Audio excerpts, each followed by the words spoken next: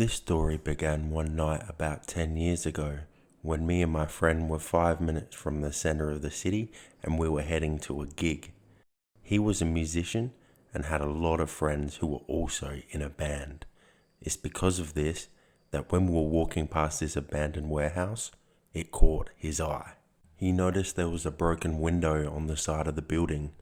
He made the impulsive decision to climb up the building and then enter through the broken window.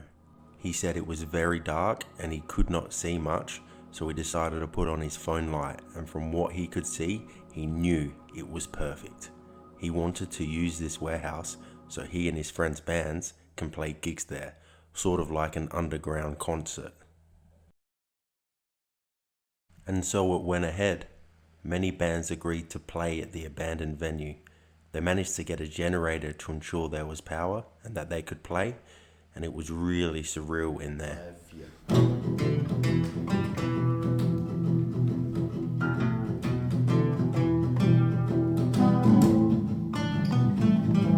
Word must have got out because there was a large amount of people at these gigs, and it was a pretty crazy time. On one of the nights, me and my friend decided to go exploring the warehouse to see what else was there. We went walking through a pretty dark area when we noticed something. It was a tent set up in the middle of the warehouse, really odd. We decided to inspect the tent and see if someone or something was in there.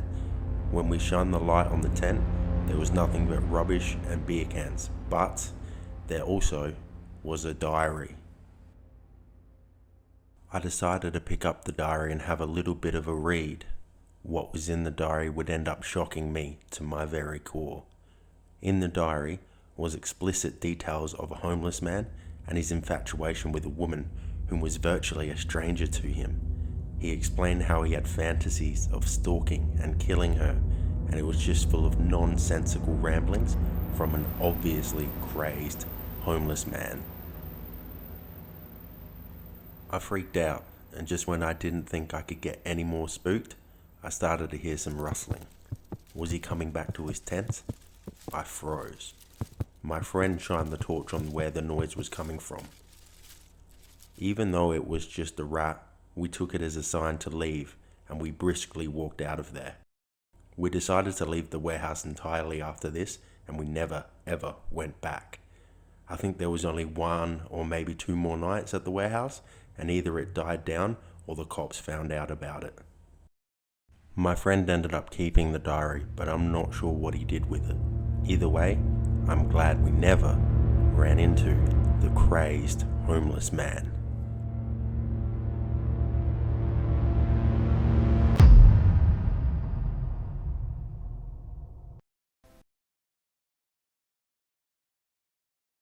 This story took place when I was 8 years old, and my mother and I had just moved into a new house. I loved that house until I realized there was something strange. That something was our neighbor. We'll call him Steve. Steve was an older man, probably in his early 60s at the time. He was very socially awkward, so his wife had to do the talking for him when they were around.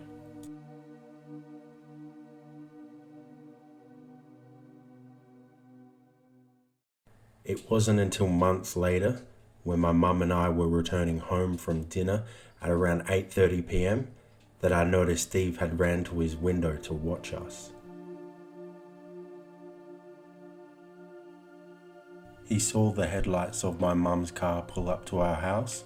He swung open his front door and pretended to take out the trash, although trash night had already passed. He just stood there watching my mum and I as we ran to the front door, and my mum was frantically trying to open it. We turned around to look and see where he was, and he just gave us the creepiest smile and wave I've ever seen. Later that night, around midnight, I heard a strange sound outside of my bedroom window. I kept on hearing it and I just couldn't figure out what it was. And then suddenly I realized that the sound was rocks hitting my window. I decided to go have a look outside my window and see what was going on. And outside my window was Steve. He was throwing the rocks.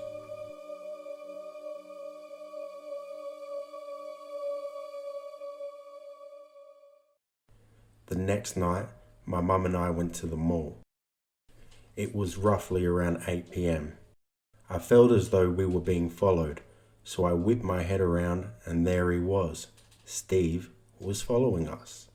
He noticed us noticing him, so he decided to ditch his trolley, and then he quickly ran and hid behind a rack of clothes.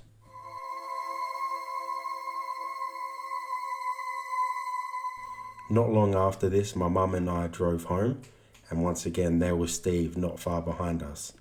Luckily, that was all that happened that night. I couldn't call the police as there was no solid evidence, so one day I had had enough. I was in a room by a big sliding glass door, and Steve had come around my backyard and was just standing there and staring at me.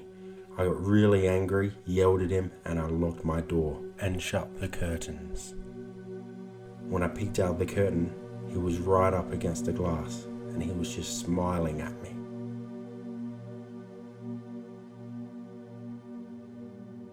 I felt like I couldn't live comfortably in my own home, so shortly after this we decided to move, and luckily we are now safe.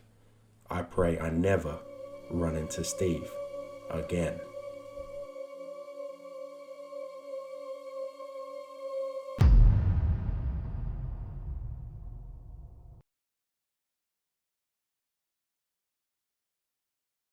This story happened to me when I was younger and began at the movie theatre at our local shopping complex.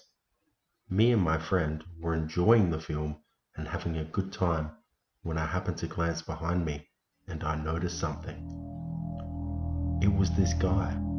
He was roughly the same age as us and he was just looking at us with this intense stare. I quickly faced the movie again and I just tried to ignore it. I was starting to feel uneasy, so I decided to look behind me again, and still, the guy's eyes were locked on us. I turned around again and just watched the remainder of the film. The movie finished and we made our way out. The creepy guy was not far behind us, but there was only one way out, so it's not like he was stalking us.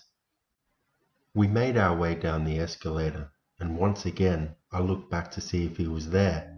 And there he was, only this time he was really close to us.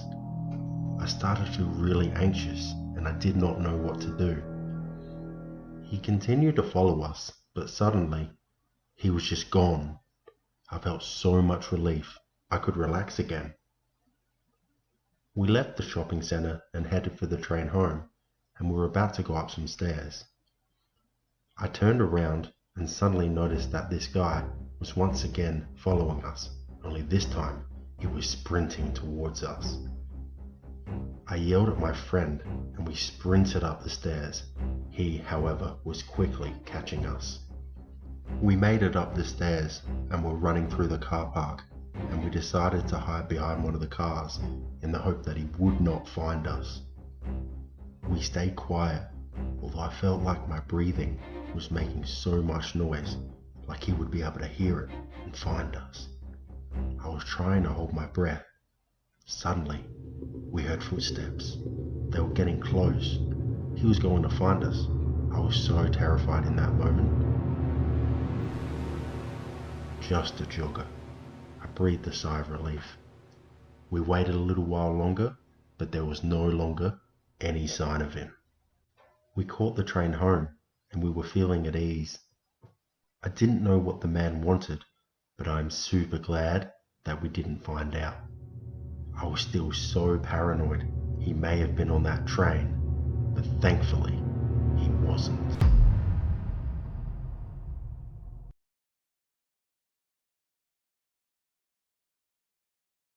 This story took place back in the 90s when I was 8 years old.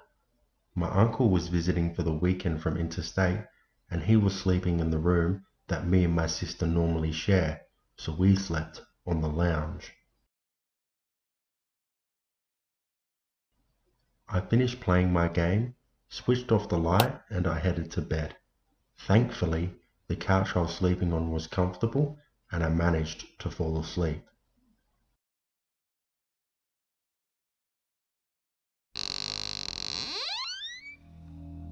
Suddenly, I was awoken by a very distinctive sound. The door connected to our backyard pergola had been opened. My dad must not have locked it. I couldn't hear much after this sound. My dog was out there, and I'm pretty sure I heard his collar jingle a little bit. Suddenly, I felt wide awake, full of adrenaline. My heart was pounding. It was dead quiet. I was intently listening for any suspicious noises, but still, silence. I contemplated peeking behind the curtain, but I was way too scared of what I might have seen behind there.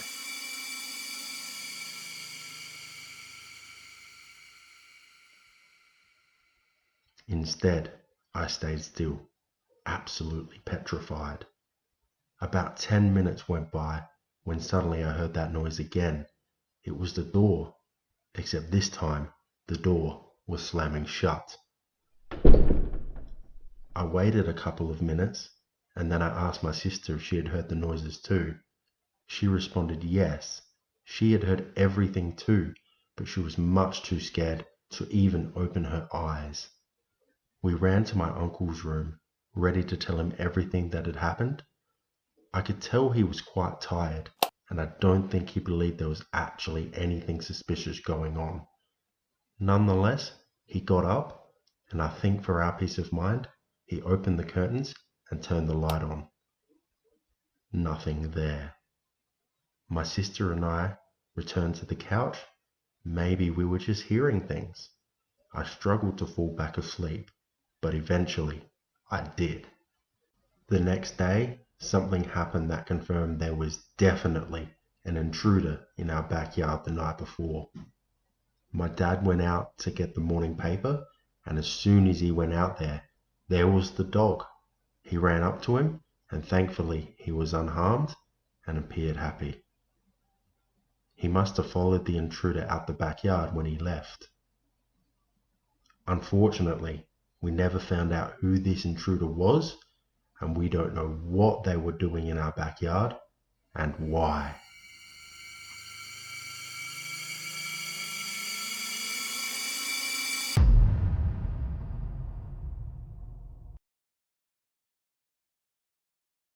One night, I was on the side of the road whilst I was on patrol. I was just taking a brief break and enjoying my coffee when I started hearing something. It sounded like there was a vehicle approaching where I was. Then suddenly, this truck just zoomed past me and it was driving erratically. So immediately, I pursued the driver. I thought it was odd and suspicious that someone would be on this road this late whilst the weather was this wild, especially a trucker. I signaled for the driver to pull over, and he eventually did. We were pulled over on the side of the highway. I got out of my car and I began to approach the driver. I shined the light on his face, and this was when he revealed that his face was covered in blood. When I asked him about the blood, I was not expecting his response. He began explaining how he had brutally clubbed a deer to death with a weapon. I was shocked, so I inspected the back of his truck. It was completely empty, apart from a bloody wrench and scissors. I questioned him further, but his story was constantly changing, and his behavior was very suspicious. I ended up arresting him under the Wildlife Act and began investigating his claim of illegally killing an animal. I got in contact with a conservation officer who was skilled in tracking, and I got him to assist me in finding the deer that the man claimed to have killed. He managed to find tire tracks on a road just off the highway that matched the truck. He followed the tracks up the road, and then in the freshly falling snow, he managed to find footprints leading into the woods. He tracked the footprints, staying alert and looking for the deer. The footprints were going pretty deep into the woods. He was pretty concerned that maybe the snow would cover the deer and he would not be able to find it. But what he ended up finding is something that shook him to his very core.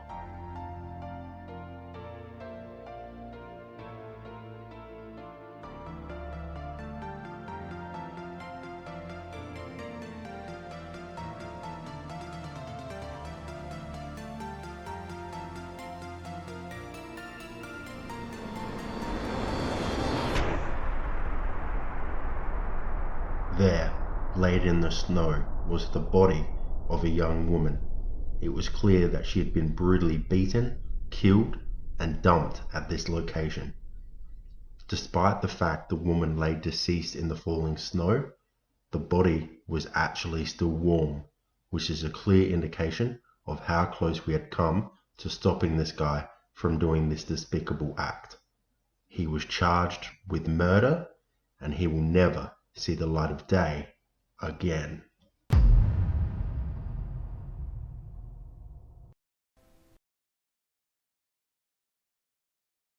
This happened to me a few nights ago. I was taking my dog for his nightly walk. It was a bit of a windy night, but otherwise it was pretty standard.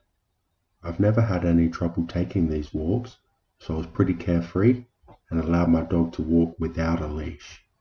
I've lived in this area for a few years, and at least from my experience, I considered it to be low on the number of weirdos, and it contained mostly good people. I was continuing to walk when out of nowhere I heard a voice from a man, and he asked me if I wanted to smoke, and he held out a packet of cigarettes. I was startled. I had no idea someone was even standing there. My dog took an instant disliking to the new stranger. I responded that I was okay, but I also thanked him for his offer. He didn't respond, and there was just an awkward pause, and he walked away. I continued on my walk, thinking nothing of the incident. Just some weirdo in the park, I thought to myself. But what I didn't realize was that this stranger was making his way back to me.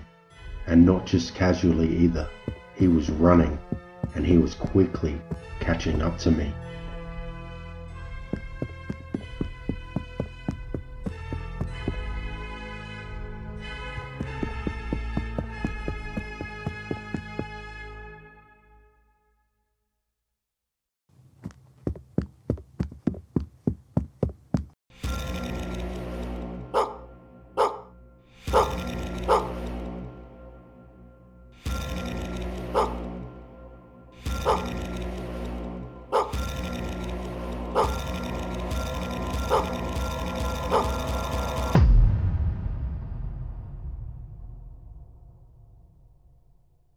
I awoke. I was very confused and feeling a lot of pain in my knee, but especially my neck. Thankfully, as soon as I was awake, my dog was there to comfort me. The mysterious man was gone. I have no idea what he wanted. He didn't take anything from me. Why was he strangling an innocent stranger in the park? These questions have unfortunately been left unanswered. I reported the incident to the police, but as they do not have much to go on, they were unable to catch the stranger in the park. I now, of course, only walk my dog during the day.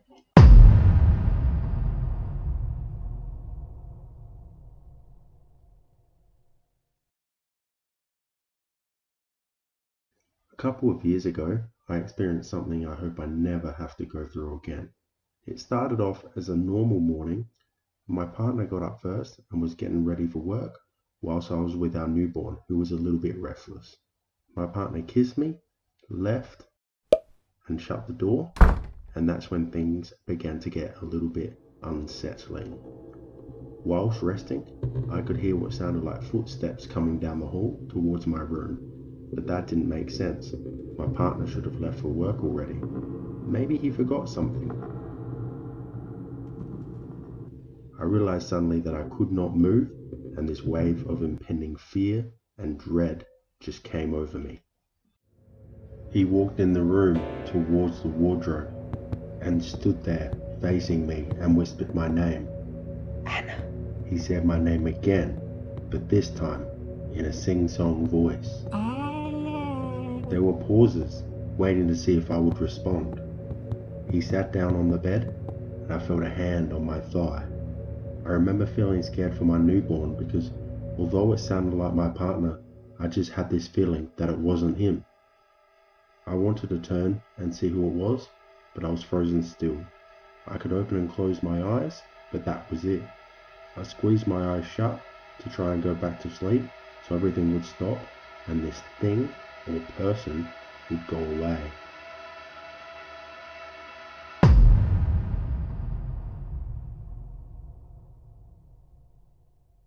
I think I fell asleep. When I woke up, I could move again, but I was very scared, and I was still convinced that there was someone in the house. I knew my phone was flat, but if it wasn't, I would have called the police. Looking back, I think I now know what happened. I believe I experienced sleep paralysis.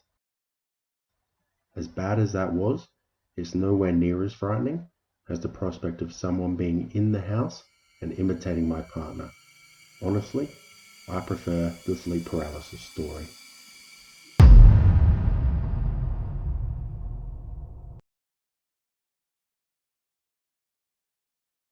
It was Halloween 2013. I was 16 years old and was trick-or-treating with my 6-year-old nephew in our local town. We'd covered about 2 blocks door knocking for treats, and we were very successful with the amount of treats that we were able to get. We then reached our next destination. This house had no fences and had a long, curved driveway which led to the front door. We knocked on the door and I stood back so my nephew could take the lead on this visit. It seemed like nobody was going to answer and we were about to give up, and then suddenly the door opened. A woman answered the door. She had dark eyes, dark long hair, and also dressed in dark, daggy clothing. She looked like she had had a hard life. She had not said a word when she opened the door. In her hand she had a wafer tin. She just stuck it out towards my nephew. He took 2 of the wafers. We both said thank you, and the lady just shut the door without saying anything. I couldn't help but feel suspicious about the wafers that the lady had given us, because I had noticed that the chocolate on the inside of the wafer had been scraped out. I decided to tell my nephew that he could not eat the wafer and that we should wait until we get home. But as he always liked being defiant, he wanted to eat it anyway and prove me wrong. So I decided to test the wafer so I knew that it was safe for him to have. What happened after I ate the wafer is a bit hard for me to recall, but I remember smacking the wafer out of my nephew's hand and stomping on it. We decided to walk back to my sister's house because immediately after eating the wafer, I was not feeling like myself. My body felt stiff and was seizing up. Everything around me seemed to be speeding up. On our way back, there is one thing I will never forget. I recall seeing a family. There was a mum, dad, and their son. The son was dressed up as Jigsaw from the movie series Saw, and it's just something I will never forget whilst all this was happening. The boy was just staring at me for a very long time and just would not stop staring.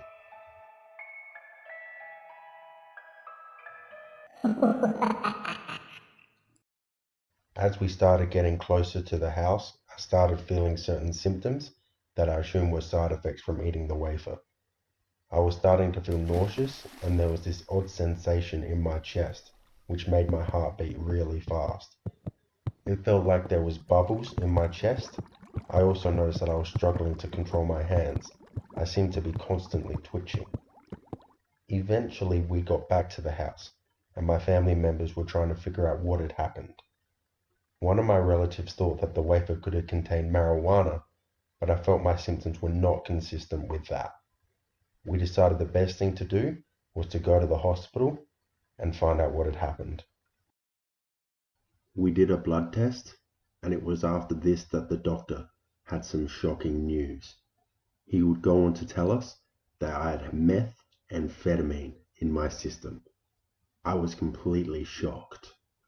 What was even more shocking was that the doctor said it was extremely lucky that my nephew did not eat his wafer, as the dose was big enough to kill him. My takeaway from all of this, and my only piece of advice that I will give to you after this story, is never accept unwrapped candy from a stranger at Halloween. Ever.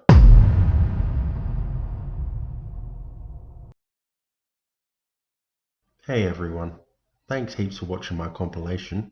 I hope you enjoyed it. I just wanted to use this time to give a brief shout out to a fellow content creator, Storytime Cinema. His stories are extremely good, and I recommend that you head over to his channel and subscribe for really good content.